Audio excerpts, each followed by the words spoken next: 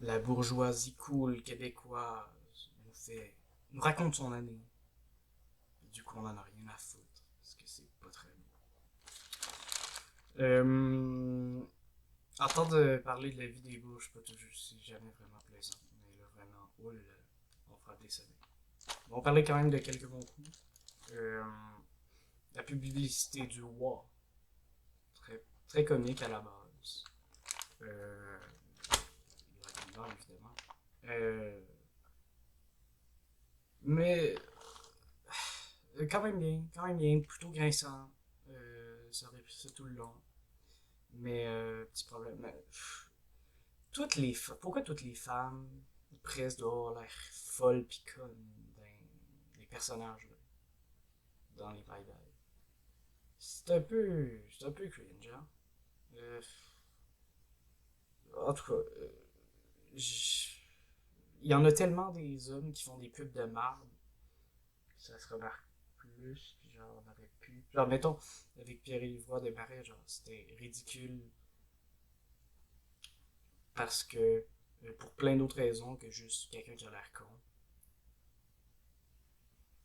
Hmm, on montrait des incohérences, tout ça. Le ridicule. Ben, le ridicule de sa carrière, l'absurdité de sa carrière. Je veux dire, la carrière de. Je vais le nommer, il me semble, en tout cas. Il y a une tendance à faire facile de l'humour où la femme est juste prise comme une conne. Un peu chiant. Mais c'était quand même très drôle. Euh, Sinon, sur Chambre en ville, un peu, quand même intéressant. Euh, il y a des faits qui ont été posés pendant ce sketch-là sur les, l'état de la crise du logement, aussi sur la Banque centrale du Canada qui fait augmenter les taux d'intérêt. Puis ça change pas all à part augmenter l'inflation puis appauvrir les travailleurs. Puis travailleuses. Quand même intéressant. Par contre, un peu bizarre, les sketchs avaient pas rap. Genre, les sketchs, oui, voulaient jouer sur genre on jouait presque strictement, à part sur des informations qui étaient garochées comme ça, sur la crise du logement, ben, il y avait comme. Les sketchs n'étaient pas sur la crise du logement, ils étaient sur des trucs banals, genre la cigarette électrique, en tout cas, électronique. En tout cas, on a. On, on, on a. On a eu plutôt ça, plutôt que par exemple, je veux dire, des choses qui auraient pu être très drôles, hein, je veux dire, la situation dans laquelle ça met les gens, la crise du logement, c'est pathétiquement drôle, quand même. Je veux dire, on aurait pu exagérer ou montrer ce que c'est que la. Exagérer, ouais, en montrant ce que c'est que se faire rénover, justement. Là, ça apparaît comme de manière si légère, c'est pas grave vivre la crise du logement. En fait, les gens trouvent pas de logement toujours. Puis, en tout cas, c'est un peu un bourge qui vit la crise du logement, ça n'arrive pas. Là. Mais bon, ça va. Par contre, l'affaire sur OnlyFans, ouf, oh là là. Genre, c'est pas un sujet léger, là, l'exploitation sexuelle des gens. Genre, je suis pas contre du tout les gens qui font ça, je les comprends. Hein. On a besoin de faire de l'argent pour gagner notre vie, puis si on a une option là, pour éviter genre, d'autres formes d'autres formes de travail, d'emploi comme le salarié, sous le salariat, ben, je comprends. Mais c'est traité de manière si légère, comme si c'était super joyeux. En tout cas, très bizarre. Il y a comme pas, il y avait pas de message politique à part genre c'est cool OnlyFans. En tout cas, pas trop compris. Euh... Puis oui, on montre pas les causes genre de la crise du logement. Genre. On rit pas de ça, on rit pas de qui fait ça. On a juste des gens, ah, contents, on trouve un logement, puis c'est pas grave. Voilà, un peu chiant. Sinon, il est sur les toilettes mixtes. Peut-être le meilleur sketch. C'était très drôle. On se souvient, on est dans une école, puis là, la prof annonce ça à parents, genre, mettons, des parents qui viennent assister, puis après, on a comme l'imagination de ce que c'est qu'une toilette mixte. Euh... Puis en même temps, il y a toute l'ambiguïté, genre, face aux toilettes mixtes qui est montré, parce que c'est pas tout le monde qui est pour, genre, même à gauche, c'est pas tout le monde qui est pour les toilettes mixtes, parce que il y a quand même des dangers. Dépendamment de l'endroit, là, mais comment c'est fait, mais il y a des dangers pour les femmes de vivre des agressions sexuelles. Davantage dans une toilette mixte ou dans une toilette partagée avec des hommes versus séparée. Donc c'est pas tout le monde qui est pour, puis on avait vraiment une bien-pensante en face, quoi. On avait le gars de droite ridiculisé, et comme pas les gens de droite, juste un extrême bizarre. Ou même pas quelqu'un de droite, mais quelqu'un qui réagit aux toilettes mixtes. Il y a leurs réactions aussi qui sont compréhensibles face aux toilettes mixtes si on sait pas c'est quoi. Mais... Puis là, par l'exagération, on vient quand même montrer non, mais c'est peut-être pas si pire que ça en fait. Mais le garçon, il reste qu'il est bizarre. Genre, il n'a pas de crédibilité. Le monsieur qui réagit à ça. Puis de l'autre côté, on a une bien-pensante. Vraiment, une représentante de la bourgeoisie cool, on n'explique pas vraiment. Comme les ressorts de toilettes mixtes. Mais il reste qu'il y avait une espèce d'ambiguïté. On savait. C'est. On exprimait quand même. Tu sais, par exemple, quand il exprime que le monsieur exprime. C'est Dominique Paquette, il me semble. Non, je suis perdu. En tout cas. Il exprime une espèce. Il exprime une, une considération pour les filles qui vont se faire peut-être pas agresser, mais intimider à cause de l'oreille et tout ça. Puis c'est vrai que c'est une considération pour justement des gens de la gauche. Mais là, on a quelqu'un de la droite qui la porte, mais en montrant qu'il s'en calisse le reste du temps. C'est juste un argument qui sort parce qu'il n'aime pas les toilettes mixtes. Ça fait qu'il y a quand même une certaine complexité de la situation dans ce sketch-là qui est quand même intéressant, je trouve.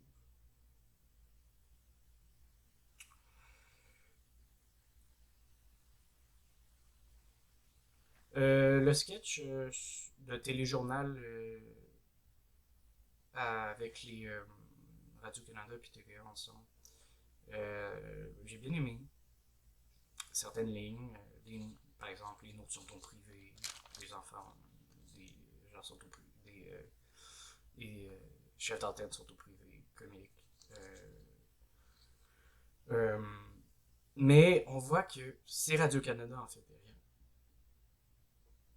Et TVA, en fait c'est les médias dominants, c'est un média dominant qui produit ça. Puis ça se voit parce que on a vraiment le même vocabulaire repris, sans blague en fait. Par exemple, le mot paralysé, genre les grèves paralysent le Québec.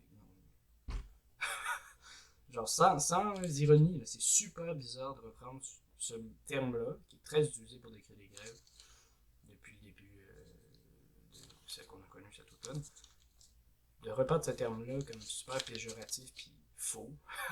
C'est pas vrai que le Québec est paralysé parce que les profs ont fait la grève ou les gens qui travaillent la santé. Ce qui paralyse en général le Québec, à jour après jour, c'est qu'ils n'ont pas de bonnes conditions de travail, puis il manque de monde, puis les personnes sont pas bien payées, puis je suis dans les mauvaises conditions de travail, puis ça s'empire.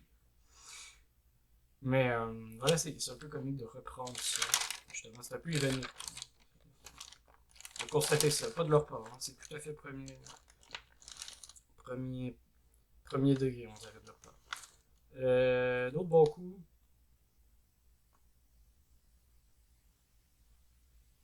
Sur le chemin Roxham. Puis certaines prises de position, là. En même temps, on décrit la réalité.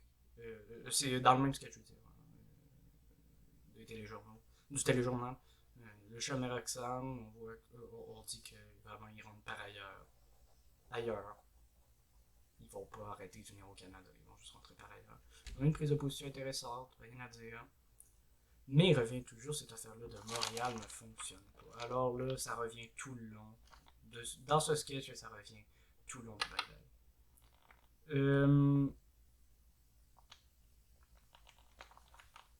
On est vraiment dans des problèmes de bouge. Genre, certes, quand on s'imagine que genre, ça parle de la congestion routière et tout ça, oui, ça peut affecter la vie des gens basiques qui vont travailler, des salariés, quoi. Genre, oui, ils vont être pognés dans le trafic. Mais c'est pas le premier de leur considération, mais vraiment pas. Genre, c'est un sujet qui est partout dans ce bye-bye-là.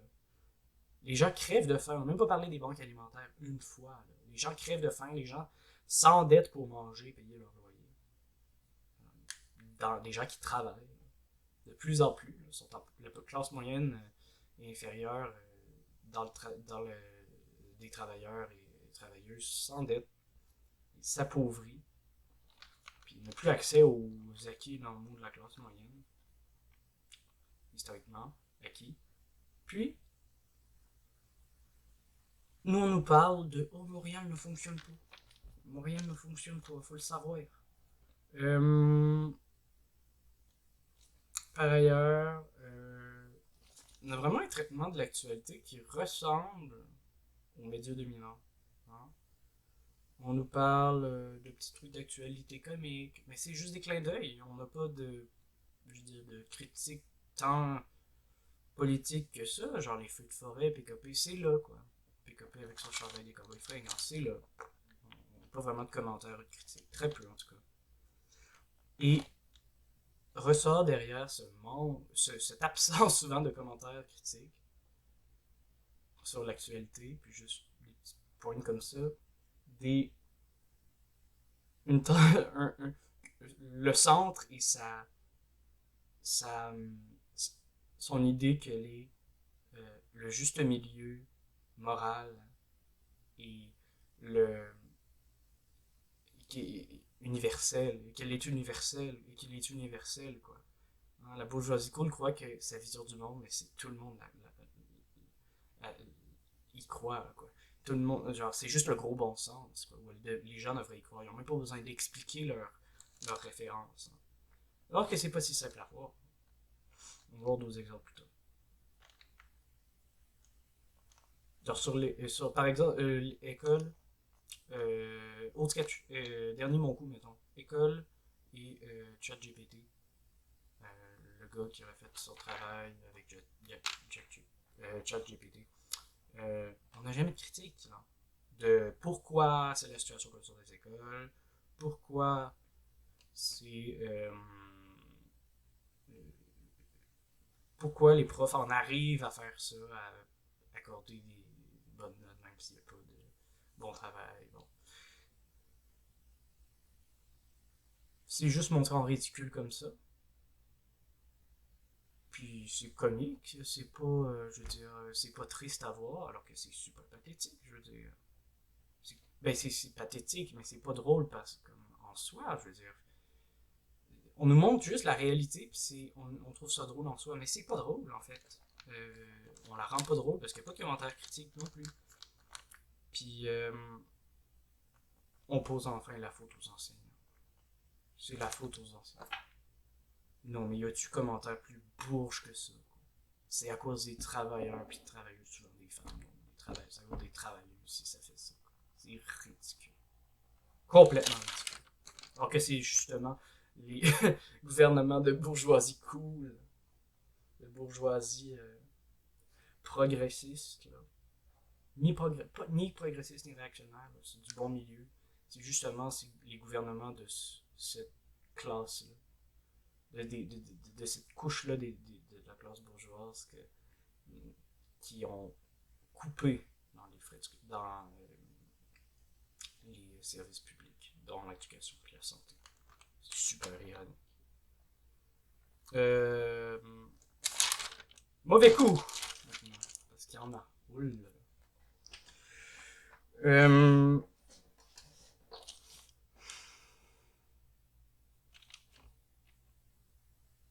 Est-ce que l'intro, la chanson d'introduction représente vraiment comment les gens ont vécu leur année? Alors, ça serait la fin du monde. Puis genre, ce qu'on nomme pour être la fin du monde, c'est surtout la guerre. Puis ça, c'est très bourgeois comme pensée ici. Oui, j'aime pas quand l'ordre du monde du marché libre est attaqué. J'aime la paix parce que j'aime les affaires. Puis les affaires, pour faire des affaires, il faut que ça soit calme. Cependant, c'est toujours ironique ça. Parce que c'est des guerres impérialistes qui sont menées, que ce soit en Russie ou que ce soit en Palestine. Ce sont des guerres dont l'impérialisme est à la source, la première source. Et l'impérialisme est mené par le grand capital. L'impérialisme, c'est exporter ses capitaux à l'extérieur afin de faire travailler à moins grand pour moins cher, afin de trouver des matières premières plus rentables. Voilà. Donc c'est directement à cause des bourgeois cool. Et les bourgeois cool, dont Justin Trudeau est un fier représentant, fidèle depuis des années, ben, finance Israël depuis le gouvernement que le parti, le gouvernement libéral finance depuis son début de son existence encore aujourd'hui d'Israël, lui donne des armes, et ne, ne s'attaque pas à ce qu'il fait en Palestine. Fondamentalement, ne veut pas lui dire d'arrêter, il ne veut pas faire des pressions diplomatiques, voilà. Au contraire, il va l'encourager. C'est le feu. C'est très mou, hein. Qu'est-ce qui se passe si ok, parlons-en. On a un cessez-le-feu. Si on obligerait donc les gens à arrêter d'attaquer, mais je veux dire, si le Hamas, et ou des Palestiniens refont une attaque après contre Israël parce que la colonisation continue, c'est pas parce que c'est le feu que la colonisation ne continue pas, que l'occupation du territoire encore palestinien existe, est présent, et existe, voilà, l'occupation existe. Ben, il y a des raisons pour lesquelles un Palestinien déciderait de s'attaquer à ça par les moyens armés. Nous, on supporterait, on se mettrait contre pour l'occupant. C'est vraiment ridicule. En tout cas, donc, vraiment beaucoup de sensibilité. Voilà, est-ce que vraiment l'année qu'on vient de vivre, c'est la fin du monde pour les travailleurs? Je suis désolé, mais les travailleurs sont vraiment habitués. Ils sont vraiment habitués aux guerres. Ils sont vraiment habitués. Je veux dire, ils sont vraiment habitués à ce que ça aille mal dans le monde ailleurs. Ils sont vraiment habitués à ce qu'ici, ben, ils sont en précarité économique. Il y a vraiment pas. C'est une année comme une autre pour la classe ouvrière. C'est malheureux, hein. Les travailleurs et les travailleuses sont tout à fait habitués à ça. C'est vraiment pas la fin du monde. C'est vraiment une vision très bourge de genre ça va pas bien. Alors que c'est quand même pas une année de fin du monde. La fin de l'année est quand même joyeuse pour les travailleurs. C'est quand même les travailleurs et leurs revendications qui sont au centre de l'actualité pendant des mois. À cause de la grève du Front commun. Fait que c'est super. Hein. Non, c'est pas exactement la fin du monde pour les travailleurs. Vraiment pas. Pas du tout, en fait, la fin de l'année. François Legault, on passe là-dessus, hein, je veux dire, c'est que ça, oui, on parle de genre, on montre qu'il ferait, en gros, il serait un gros yo-yo, puis une girouette, puis en gros, il y aurait pas vraiment d'idées politiques, puis sur le troisième lien, il inventerait au fur et à mesure. Bon. C'est pas grinçant du tout, c'est même très gentillet. On n'a pas d'explication politique derrière. Parce que c'est pas vrai que c'est une complète girouette, François Legault. C'est assez circonscrit, sa girouette. Hein. Il fait pas la girouette sur la taxation du capital. Alors ça, il va pas taxer le capital, ça c'est clair. Le grand capital québécois. Ça, il le fera pas. Il pas girouette là-dessus. Il girouette sur certaines choses. Euh, le vélo. Le vélo électrique. Alors là, plusieurs choses. Est-ce que vraiment ça a marqué les gens? La majorité? Les voitures tuent à chaque année. Juste. Puis les voitures sont de plus en plus grosses. Hein.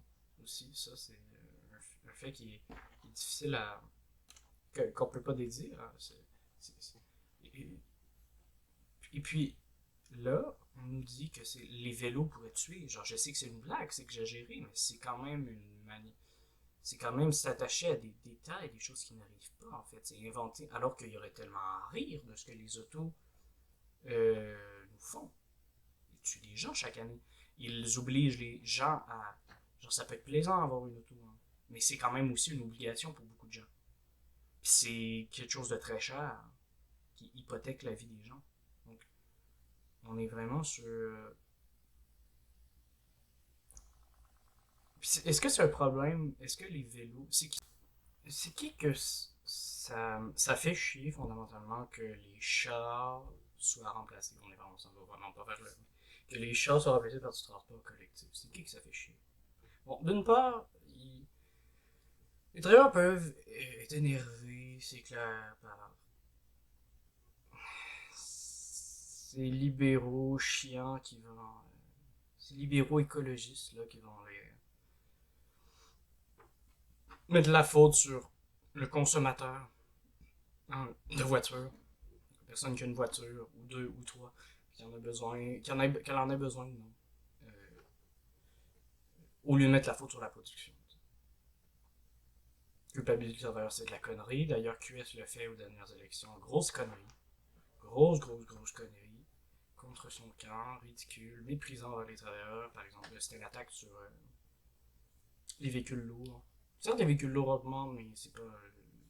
Les gens choisissent pas tout d'un coup, par vague, de faire ça. Puis, c'est augmenter le poids sur le poids économique de cette dépense-là pour les travailleurs, puis les travailleuses, puis c'est aussi respectueux. En fait, il y aurait vraiment moyen de s'attaquer à la production des voitures et des véhicules lourds. En nationalisant, par exemple, et mettant sous contrôle démocratique des travailleurs et travailleuses, euh, une grande entreprise de voitures qui a des produits au Québec. C'est très possible. On pourrait orienter la production de voitures. Ce serait possible. Ça coûterait moins cher aussi pour les gens, par exemple, d'avoir une voiture électrique. On pourrait faciliter ça en campagne, nous en avons vraiment besoin. Bon, voilà. Passons sur ça. Par ailleurs, ça fait surtout chier les bourgeois, faut le dire. Les bourgeois qui ont peut-être des parts dans la voiture, probablement en fait, parce que c'est quand même un secteur de la production incroyable, un marché incroyablement lucratif pour les bourges, la voiture. Parce que ça l'a été historiquement, ça continue de l'être. J'ai peur que ça chie. parce, parce que ça doit changer vers l'électrique. Bon. Parlons maintenant du REM. Encore une chose qui a probablement marqué les gens quand, dans leur vie de tous les jours, au travail, à la maison. Oui, le REM qui fait tellement de bruit. Non, mais. Non, mais. Déjà, c'est si vide comme critique politiquement. C'est pas de la politique. On parle pas de politique. On fait de la politique. Oui, choisir de parler du REM comme ça, c'est politique. Ça montre une position politique aussi. Contre le transport collectif. Que ça le veuille ou non. C'est ce que ça défend. Mais, aussi, ça, par ailleurs, le propos en lui, genre le contenu, lui, si on l'interprète pas, on n'interprète pas de position derrière, est très peu politique. Il fait pas de critique politique du REM, à part, oh, il dit non mais t'es bruyant en fait. Alors qu'il y aurait tellement de critiques à faire au REM. Euh, Déjà qui a payé ça, il y a tellement de critiques à faire euh, de l'administration de Valérie Plante et son équipe surtout, de la ville de Montréal. Mais ça parcourt tout le bye-bye. Hein. Il y a une seule critique qui est peut-être intéressante, c'est sur les handicapés. Euh, les handicapés qui peuvent pas accéder au REM, en effet. En effet, mais il y aurait tellement de manières, il y a tellement de monde qui aime pas Valérie Plante, fallait y aller. Il fallait proposer une critique progressiste de ça. Ça aurait été possible en fait. Ils vont pas le faire. Euh, Donc on n'a pas d'attaque politique, on n'a pas de grinçant, c'est toujours des trucs. C'est la plupart du temps des bye-bye. Toujours, c'est. En tout cas depuis quelques. Surtout depuis que quelques. Les 2 dernières décennies, disons. C'est plutôt. On parle de faits. On rappelle des faits d'actualité qui sont drôles en eux-mêmes, ridicules. Et parfois on les ridiculise un peu encore. Puis on s'attache à des détails, souvent. Euh, le temps d'une dinde. Oh là là. Comment dire? Déjà, ça n'a pas marqué personne. Cette année, c'est pas une année où ça a marqué qui que ce soit la censure par la gauche. Vraiment, non. Au contraire. Je dirais que. Je me souviens pas de moment de censure de droite marquante. Mais je sais qu'il y a une droitisation des médias en général. Ça, c'est clair. En tout cas, les médias clairement se posent comme amis du capital et peu alliés des travailleurs. Mais des grosses censures, bon, premièrement. Deuxièmement, là, ça c'est quelque chose qu'on devrait aborder dans d'autres vidéos, mais ça représente tellement peu de gens, ça. Ça représente souvent des gens qui sont sur les réseaux sociaux isolés, qui sont peu éduqués politiquement, qui ont peu d'effets concrets, du coup, aussi sur la lutte, qui sont pas dans la lutte, le mouvement social sur le terrain, dans un syndicat, dans un parti, qui aille aux élections ou non. C'est des gens qui sont rarement dans la lutte, quoi. Donc des gens qui ont peu d'effets. Donc on parle de trucs qui sont aussi des détails. Puis on va parler à gauche, vu des gens à gauche, c'est pas des gens très influents. Ça existe, c'est une critique que la gauche se fait déjà. Mais elle a pas besoin de la gauche pour se la faire, en fait. Elle n'a pas besoin de la droite pour le faire, ni du centre. La gauche a été tout critique depuis le début depuis ses débuts. Puis elle va le rester. Puis ce genre de trucs-là ridicules sont critiqués partout sur les médias sociaux par des gens de gauche. Conséquent. Euh, En fait, c'est plutôt une position de bourge montréalais, en fait, probablement. De gens qui, en fait, ont intérêt à ce que les changements soient minimes, en des petites, comme changer les paroles d'une chanson, changer les paroles, changer tel mot dans un livre, s'attacher à des fétiches verbaux comme ça. Alors, ne plus dire PD, ou ne plus dire, ne plus dire pour homosexuel, ne plus dire fif, ou ce genre de choses-là, qui ne m'atteignent pas du tout en tant que homosexuel, que bisexuel. Mais toujours est-il qu'il y a vraiment. C'est possible que ces gens-là aient déjà, qu'on voit l'image, aient déjà partagé certaines de ces idées-là en petite bribe. C'est possible qu'ils, dans leur milieu, ils côtoient des gens comme ça, mais dans les gens qui travaillent en lutte puis qui sont opprimés, ils vivent pas. La majorité défendent pas ça, puis sont plutôt défendre des changements matériels dans la vie des gens. Par exemple, s'attaquer au capital homophobe, s'attaquer aux médias qui relaient la propagande homophobe ou transphobe. Voilà. Offrir des droits aux transsexuels et transgenres.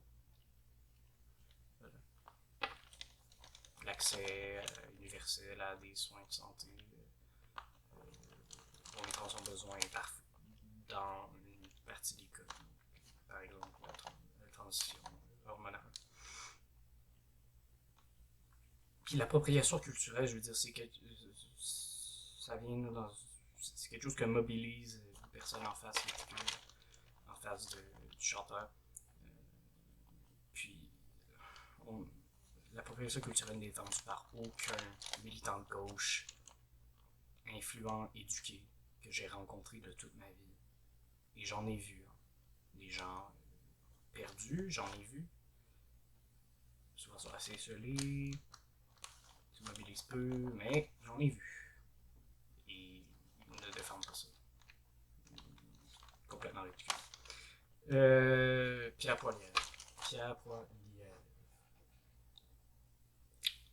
Peut-être un des pires sketchs du bye-bye, pour vrai. Genre, oui, Pierre Poilievre justement est à critiquer, mais c'est vraiment pas la bonne manière de le faire. On a encore une fois aucune attaque politique, en fait. C'est juste le ridicule On se souvient, là, il va dire, on va dire, dit des choses incohérentes, puis il va dire des positions de manière ridicule du, euh, du, du PCC, du Parti conservateur du Canada, de manière exagérée. Bon. Cependant, ben, la plupart du temps, ce qu'il dit, ben c'est pas si ridicule en fait, comment dire, c'est pas, oui je suis pas d'accord avec ça, puis beaucoup de gens sont pas d'accord, mais la partie des gens qui sont d'accord, ils vont pas changer d'avis, puis les parties des gens qui ont jamais réfléchi à ça, peu, ils vont pas changer, ils vont pas moins être attirés par les idées de Pierre Poilievre. Genre, oh, on a tellement, on a là, on a vraiment l'exemple. Parce que la personne qui a écrit les sketchs, hein, c'est pas juste, c'est pas les acteurs, ils jouent les textes sont écrits par Fecteau, ok. Simon Olivier Fecteau, il me semble, en tout cas. Cet homme est un bon bourge, semi-progressiste, là, un peu. C'est ça, bourgeois, un bourgeois cool, on peut dire, un bobo, un bon bobo, un bon vrai bobo, puis peut-être votre parti libéral, on est à peu près là, il se situe à peu près là. Il a peur peut-être de QS, ça c'est possible. En tout cas, euh, on a vraiment un bel on a vraiment quelqu'un quelqu'un de représentatif de la bourgeoisie cool. Quelqu'un qui croit qu'il est tellement universel parce qu'il fait partie de la classe dominante, donc son idéologie dominante. Il se dit, j'ai même pas besoin d'expliquer pourquoi c'est ridicule, ça l'est. Ma morale est tellement universelle, ma vision de la vie est tellement universelle et de la société est tellement universelle que j'ai pas besoin d'expliquer. Alors que oui, en fait. Et c'est un ennemi politique auquel il ne faut pas ridiculiser, qu'il faut pas ridiculiser autrement que par une critique politique. Il faut offrir une critique politique conséquente et rigoureuse à Pierre Poilievre. Parce que oui, c'est dangereux. Et oui, il cache qu'il sera extrêmement violent envers les travailleurs et les travailleuses. De toute la classe.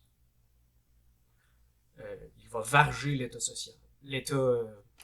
L'État-providence que le Canada conservait un peu sous Justin Trudeau.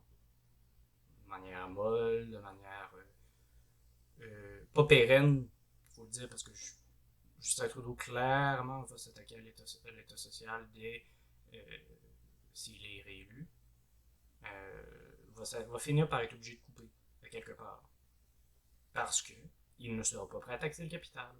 Il ne sera pas prêt à augmenter les impôts sur les grandes richesses. Il ne sera pas prêt à mettre des impôts plus progressifs. Il ne sera pas prêt à nationaliser certains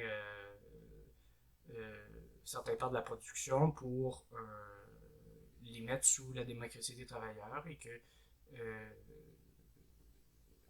ce soit démocratiquement décidé et non au frais du prix au désir du privé.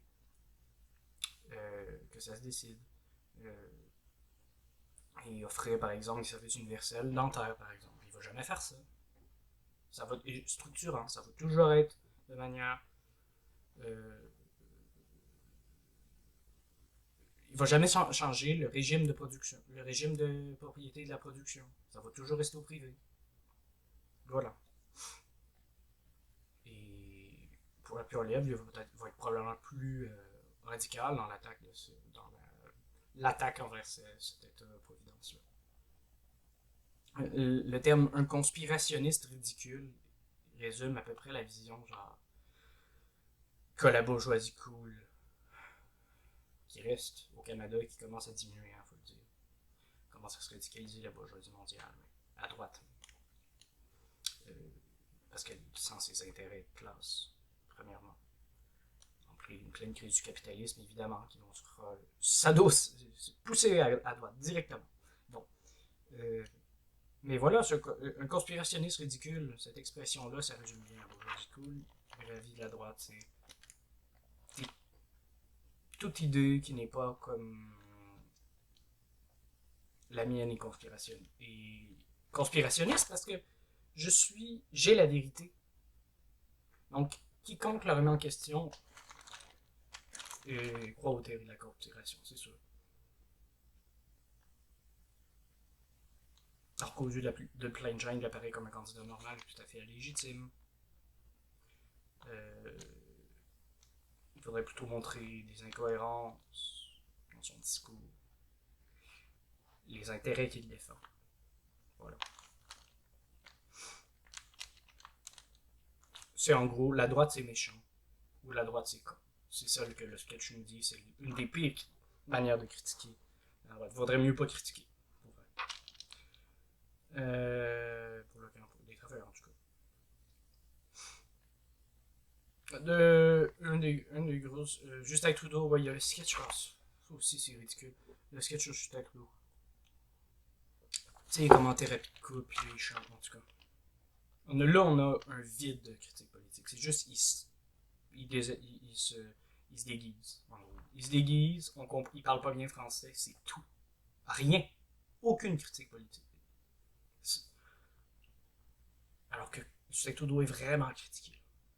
Il faut critiquer Justin Trudeau à gauche, avoir une. Puis on le fait, c'est juste qu'on n'est pas médiatisé zéro. Bon. On le fait, il faut continuer de le faire. Montrer qu'il est évidemment un gouvernement de bourgeois qui mène des actions en Israël, qui fait plein de choses dont on n'en va pas parler. Bien ami avec les banques canadiennes.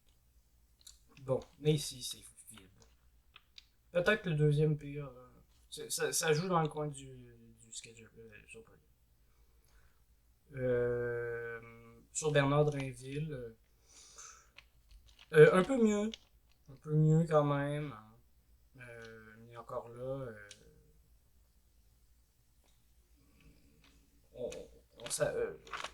Ce qui est décevant, c'est qu'on s'attaque à un discours qui serait incohérent, mais on ne va pas expliquer pourquoi il nous défend ce discours incohérent-là.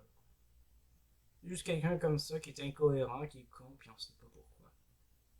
Je suis désolé, mais c'est de l'attaque individuelle. C'est pas de l'attaque politique. Ça peut, on attaque la CAQ. Je veux dire. On peut se revirer après ça vers le PQ, puis on va manger à peu près la même chose. Si on s'attaque juste à la CAQ. Ils peuvent en produire hein, des partis semblables qui vont nous apparaître totalement différents. Le Parti libéral et le PQ attendent juste de remplacer la CAQ. Ils vont faire à peu près la même affaire.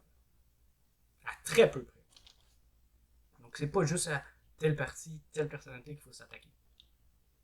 Il faut le faire. Puis il faut le faire de manière conséquente. Mais il faut aussi, de manière rigoureuse, mais il faut aussi le faire. Il faut attaquer une position sociale, tout un pan de la politique aussi. Voilà.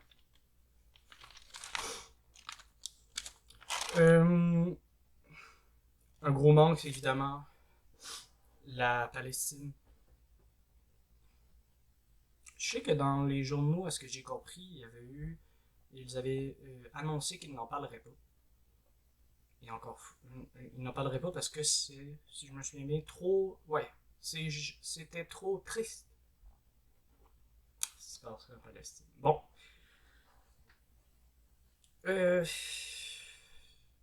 Ça montre, encore une fois, tout à fait cohérent avec la pensée de la bourgeoisie.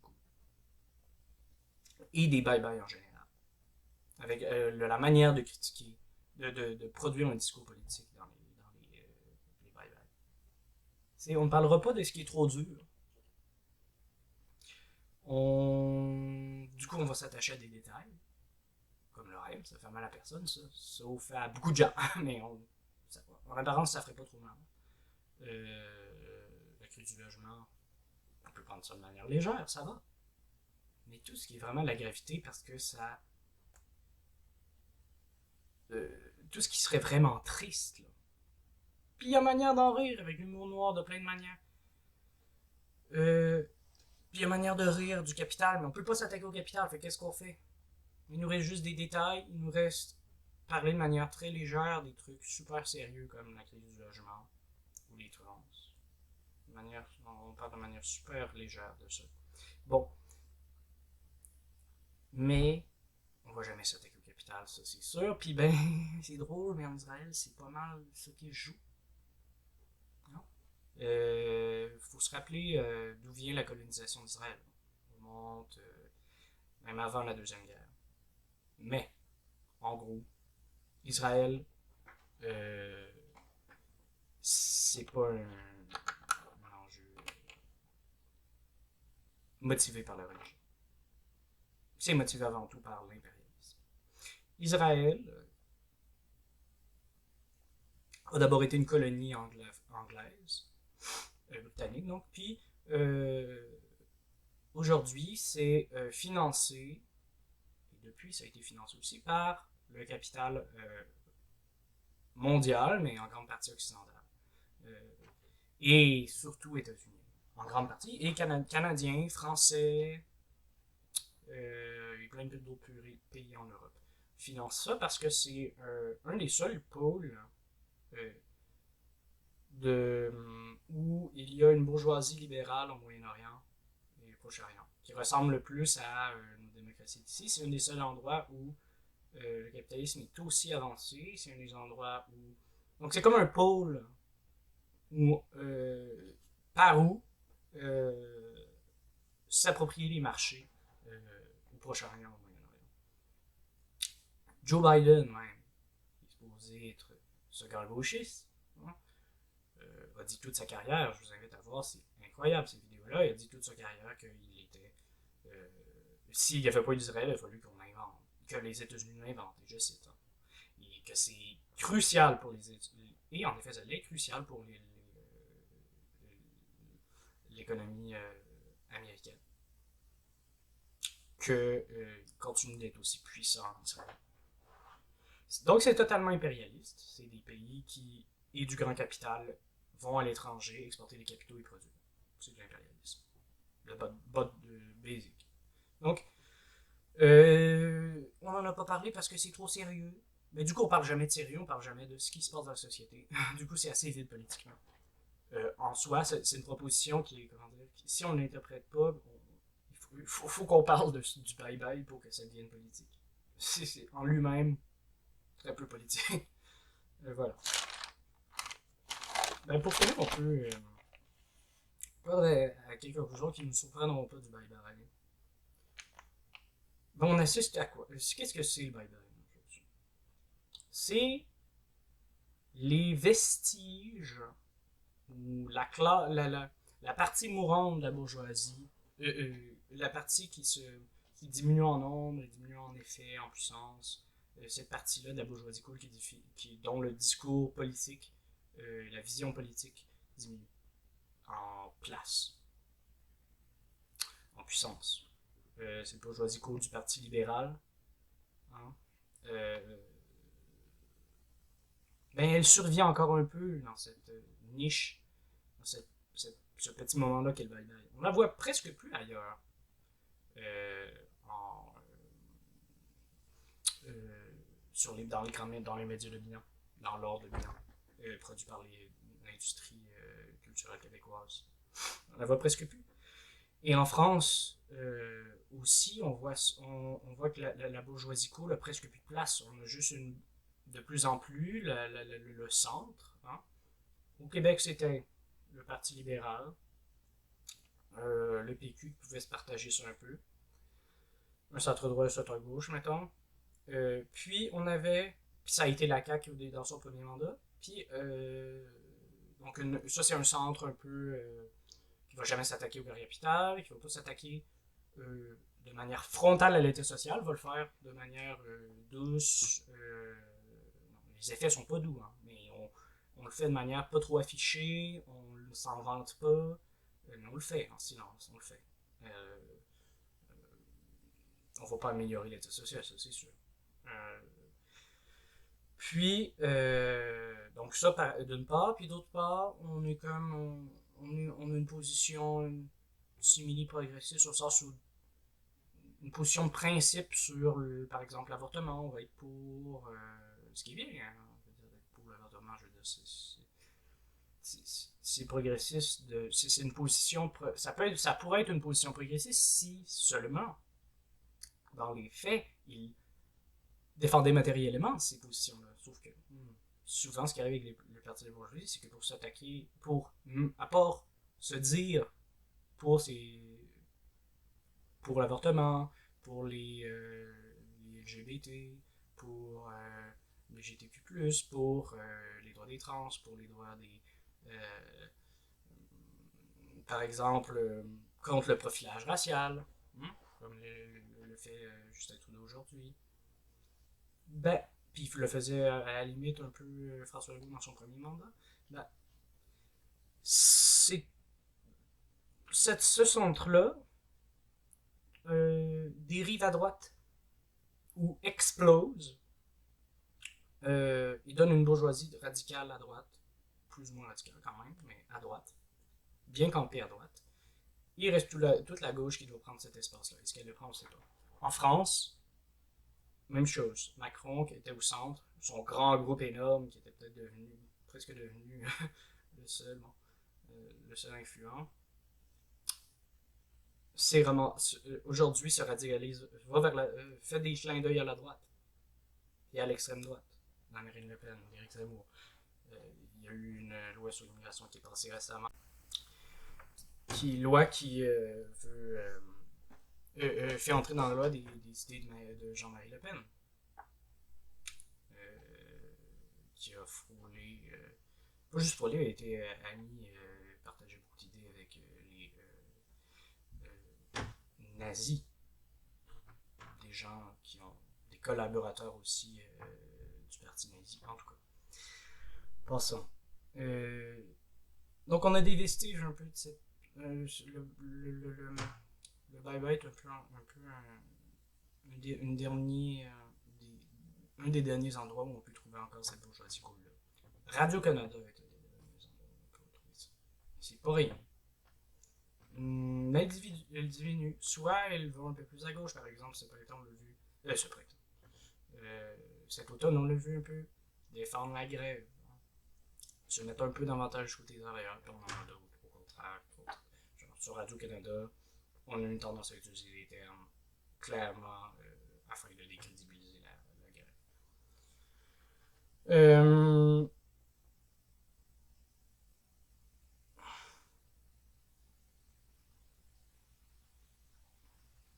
Comme souvent à Radio-Canada, on a, et dans Bye Bye, on s'attaque à des. La politique, ce n'est pas le discours politique, ce n'est pas certains individus de la société et certains groupes dans la société, catégories de la société, qui défendent tel ou tel intérêt politique, tel intérêt économique et donc par tel discours politique. Non. C'est pas l'étendue de la politique de l'extrême gauche à l'extrême droite, c'est pas. Non. Et c'est pas la critique politique, c'est pas le débat politique, non. C'est le politique, ou les politiques. Les personnes politiques, considérées politiques, puis ces gens-là, ils se comptent sur les doigts peut-être de deux mains au Québec pour Radio-Canada. Ou ils peuvent s'étendre. C'est les ministres,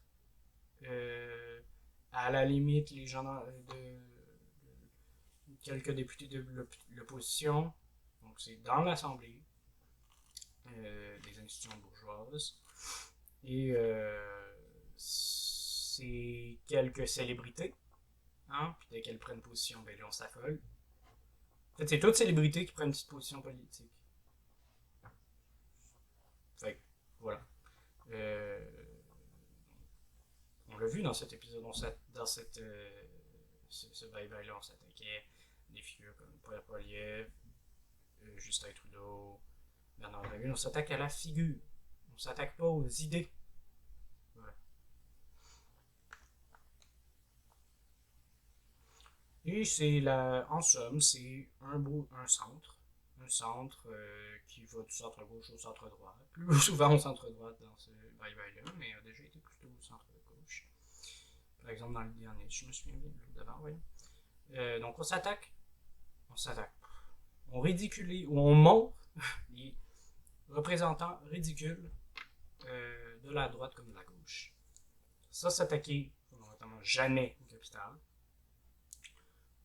au racisme, en son sens structurant de la société, comme rapport social, ni à l'oppression et l'exploitation des femmes et des LGBT, l'exploitation matérielle, à leur base matérielle. On va toujours s'attacher à des petits fétiches verbaux, des petites niaiseries là, dans l'actualité.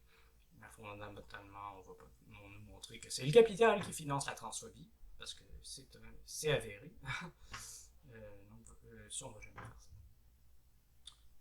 En gros, un bye-bye pas surprenant, mais qui. pas surprenant par rapport au dernier, mais pour quelqu'un qui s'intéresse aux luttes sociales et y est, l'élite est proche de ça, c'est toujours un peu déboussolant de voir à quel point notre année, ça n'a pas été ça. Puis l'année de la majorité, ça n'a pas été ça. Puis qui ont bien des problèmes. Ils ont vraiment des problèmes de. Ça va. Ils vont bien. Les Bulls vont bien.